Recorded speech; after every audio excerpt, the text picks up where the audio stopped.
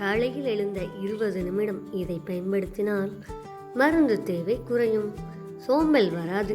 இந்த வீடியோ முடிவில் கடைசியில் இருக்க டிப்ஸு வாழ்க்கையில் பெரிய மாற்றத்தை கொண்டு வரும். இது மெடிக்கல் லெக்சர் இல்லைங்க, நம்ம வீட்டில் செய்யக்கூடிய மார்னிங் ஹெல்த் ரொட்டீன். ஏன் காலையில் ஹெல்த் முக்கியம்? நம்ம உடம்பு ஒரு மெஷின் மாதிரி.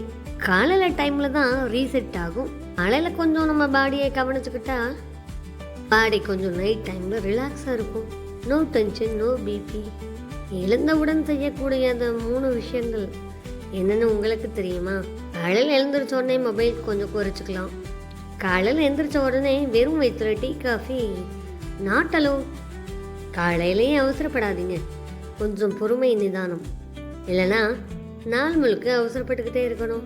காலையில் 2 ட்ராப்பு லெமன் இருந்தால் உங்கள் லிவரை க்ளீன் பண்ணிடும், கேஸ் குறையும். கட்டாயம் ஜிம்மு போகணுங்கிற அவசியம் இல்லை, கட்டாயம் தொடர்ச்சியான எக்ஸசைஸ் பண்ணணுங்கிற ஒரு அவசியம் இல்லை. உங்கள் பாடி தொடர்ந்து ஆக்டிவேஷனில் இருக்கணும், அவ்வளவு தானே.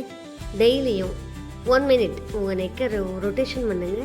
நில்லுங்க, அப்படியே உங்கள் சோல்றையும் கொஞ்சம் ரொட்டேஷன் பண்ணணும். ஆழமான மூச்சை இழுத்து 1 நிமிஷத்துக்கு விடலாம். அமைதியான இடத்துல ஒரு 2 நிமிஷம் நடங்களேன். இந்த 5 விஷயத்தையும் செஞ்சுட்டிங்கன்னா போதும். பாடி பிளட் சர்க்குலேஷனை ஸ்டார்ட் பண்ணிடும். பாடி மட்டும் ஹெல்த்தியாக இருந்தால் போதாது, மனசும் ஹெல்த்தியாக இருக்கணும். மனசு கிளியர் ஆகணும்னா ஒரு சிம்பிள் மெத்தட் சொல்லவா?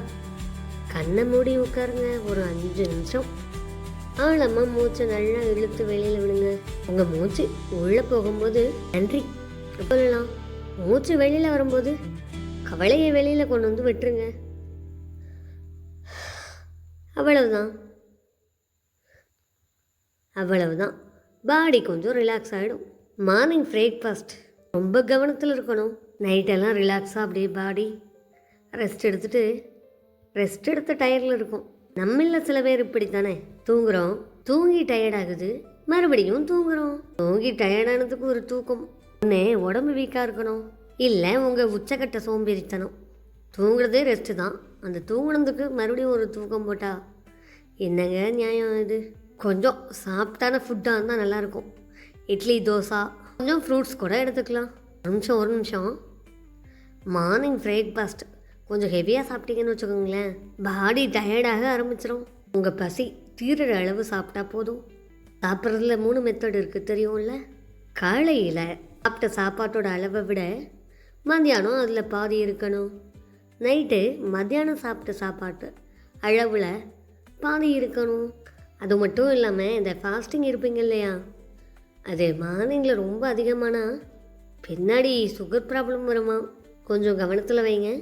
காலையில் சாப்பிடாமல் இருக்கிறது தப்பு. நம்ம உடம்புல வர நோய் அத்தனைக்கும் நம்ம தான் காரணமாக இருக்கோம் இல்லையா? இந்த ரொட்டீனை கடைப்பிடிக்கிறது உங்களுக்கு ஏதாவது எக்ஸ்பென்சஸ் அதிகமாகுதா? இல்லை, இதில் டைம் வேஸ்ட்டும் இல்லை, டிசிப்ளின் இருக்குது. ஆனால் நீங்கள்லாம் டிசிப்ளின்னா ரொம்ப பிடிக்கும் இல்லை? 2026 காலை இதே ரொட்டீனை ஃபாலோ பண்ணுங்கள். இந்த இயர் முழுக்க பெருசாக எந்த நோயும் வராது. தம்பிக்கு ஏதாவது சின்ன பிரச்சனைனாலும் கொஞ்சம் கேர் பண்ணுங்கள். 2 ஒரு நாள் பிரச்சனையாக இருந்தால் கொஞ்சம் வீட்டில் சரி பண்ண ட்ரை பண்ணுங்கள். அதுக்கு மேலே போச்சுன்னா கொஞ்சம் ஹாஸ்பிட்டல் போயிட்டு வந்துடுங்க. ஏன்னா ஆரோக்கியம் வேணும் ஆயுள் முழுக்க. எப்பயுமே ஹெல்த்தியாக இருக்க, ஆரோக்கியமாக இருக்க இந்த டிப்ஸ் எல்லாம் கொஞ்சம் ஃபாலோ பண்ணிக்கோங்க. 2026 இன்றைக்கி மட்டும் இல்லை, என்றைக்குமே உங்களுக்கு ஆரோக்கியத்தை தரணும் அப்படின்னு நான் கடவுள்கிட்ட ப்ரே பண்ணிக்கிறேன். இந்த வீடியோவுக்கான லைக்கு உங்கள் உடலுக்காக, வீடியோவை ஷேர் பண்ணுறது உங்கள் குடும்பத்துக்காக, உங்களுக்கு தெரிஞ்சவங்களுக்காக. இப்போ தான் வீடியோவை ஃபஸ்ட் பார்க்குறீங்கன்னா சேனலை சப்ஸ்கிரைப் பண்ணுறது தினசரி நல்ல வாழ்க்கைக்காக உங்கள் தேநீர் கதைகள் தோழியே கேட்க போகிறீங்க. சப்ஸ்கிரைப் பண்ணிட்டீங்களா? வருகிற புத்தாண்டு உங்களை வாழ்வில் வளமிக்கவராக செய்யட்டும். அனைவருக்கும் நன்றி.